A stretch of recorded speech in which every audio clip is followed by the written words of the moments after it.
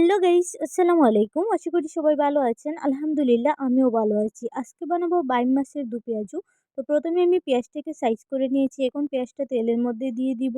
তারপর আমি মশলাগুলো এড করব। এখন দেবো ২ চা চামচ মরিচ গুঁড়ো, ১ চা চামচ হলুদ গুঁড়ো, ১ চা চামচ ধনিয়া গুঁড়ো, আধা চা চামচ জিরা গুঁড়ো। এরপর আমি সুন্দর করে মশলাটাকে মিক্স করে নিব।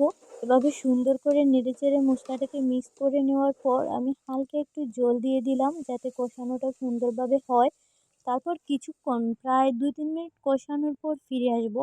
অফ ক্যামেরাতে আমি বাইম মাছটাকে সুন্দর করে কাটিং করে নিয়েছিলাম সাইজ মতো। দেখুন ছোটো ছোটো করে আমি কাট করে নিয়েছি। বাইম মাছগুলো অনেক বড় ছিল। এখন দেখুন তেলটা বেশি উঠেছে তাই আমি বাইম মাছটা দিয়ে দিলাম। এখন প্রায় ৩ মিনিট রান্না করব, তাহলেই আমার রান্নাটা সুন্দরভাবে কমপ্লিট হয়ে যাবে।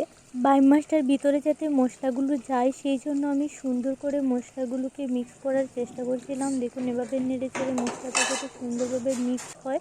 এখন আমি দিয়ে দিব ফালি করে রাখা কাঁচামরিচ। কাঁচামরিচটি দিয়ে ১ মিনিট পর নামিয়ে নিব। দেখুন কি সুন্দর একটা কালার এসেছে। দেখতে যেমন সুন্দর ছিল, খেতেও ছিল অসাধারণ।